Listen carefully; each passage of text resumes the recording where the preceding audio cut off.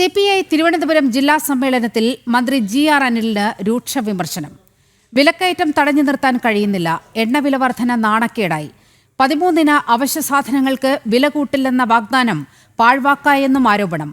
വിവരങ്ങളുമായി എസ് ശാലിനി ചേരുന്നുണ്ട്. ശാലിനി, പ്രത്യക്ഷത്തിൽ ഇത് ഭക്ഷ്യമന്ത്രിക്കെതിരായ നിലപാടാണ് CPI സമ്മേളനത്തിൽ ഉയർന്നു വന്നിരിക്കുന്നത്. പക്ഷേ ഇത് സർക്കാരിനെ രൂക്ഷമായി വിമർശിക്കുകയാണ് CPIയുടെ പ്രതിനിധികൾ. വിവരങ്ങൾ.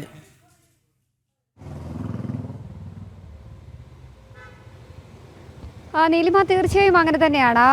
ഭക്ഷ്യ സാധനങ്ങൾക്ക്, പ്രത്യേകിച്ച് 13-ന് ഭക്ഷ്യസാധനങ്ങൾക്ക് വില കൂട്ടില്ല എന്ന അവകാശം പറഞ്ഞുകൊണ്ട് കയറിയ ഇടത് സർക്കാർ, ആ സർക്കാരിൻ്റെ ഒരു പ്രതിനിധി, ഒരു മന്ത്രി ഇത്തരത്തിൽ ഭക്ഷ്യ വകുപ്പ് മന്ത്രി അടക്കമുള്ളവരെ രൂക്ഷമായി വിമർശിക്കുകയാണ്. CPIയുടെ ജില്ലാ സമ്മേളനം, സംസ്ഥാന സമ്മേളനത്തിനൊക്കെ മുന്നോടിയായി സംസ്ഥാനത്തിൻ്റെ വിവിധ ജില്ലകളിൽ നടന്നുകൊണ്ടിരിക്കുന്ന ജില്ലാ സമ്മേളനത്തിൻ്റെ ഭാഗമായി ഇന്ന് തിരുവനന്തപുരത്ത് നടക്കുന്ന ജില്ലാ സമ്മേളനത്തിലാണ് തിരുവനന്തപുരത്ത് നിന്ന് തന്നെയുള്ള മന്ത്രി, ഭക്ഷ്യമന്ത്രി, CPIയുടെ മന്ത്രി, അദ്ദേഹത്തിനെതിരെ രൂക്ഷ വിമർശനം ഉയരുന്നത്.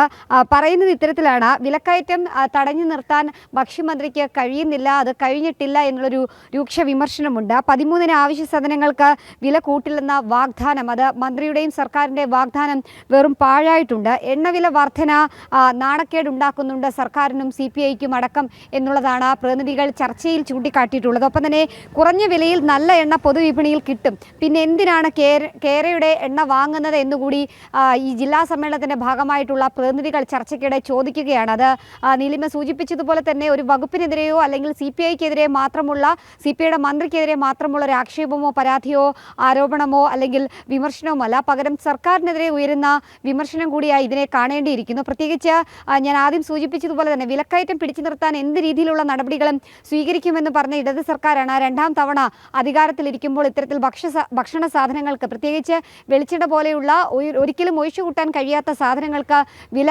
വർദ്ധിപ്പിക്കുന്നത്. അത് ഓണക്കിറ്റിലടക്കം ഉൾപ്പെടുത്തി പ്രശ്നപരിഹാരത്തിന് സർക്കാരും ഭക്ഷ്യവകുപ്പും ഒരുങ്ങുമ്പോൾ തന്നെയാണ് ഇത്തരത്തിൽ മുന്നണിയിൽ നിന്ന് തന്നെ വലിയ രീതിയിലുള്ള വിമർശനം ഉയരുകയും ചെയ്തത്. എന്തായാലും പ്രതിനിധികളെ നിലക്കി നിർത്താൻ അല്ലെങ്കിൽ പ്രതിനിധികളെ ആ ചർച്ചയിൽ നിന്ന് വഴിതിരിച്ചു വിടാനൊക്കെയുള്ള ശ്രമങ്ങൾ മറ്റു പ്രതിനിധികളും ഒപ്പം തന്നെ ശാലിനി, മന്ത്രി GR അനിലിന് CPI തിരുവനന്തപുരം ജില്ലാ സമ്മേളനത്തിൽ രൂക്ഷ വിമർശനമുണ്ടായിരിക്കുന്നു.